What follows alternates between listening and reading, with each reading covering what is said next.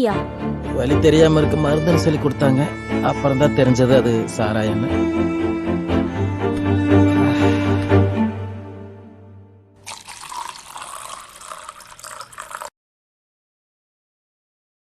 மாப்பிள நேத்துக்கெல்லாம் குடிச்சு இல்ல இன்னும் கொஞ்சமா குடுறா. இல்ல மாமா, ஏதோ அடிபடிச்சு நேத்து குடிச்சேன். இப்பெல்லாம் வேண்டாம் மாமா. சும்மா இருக்க மாட்டேன்.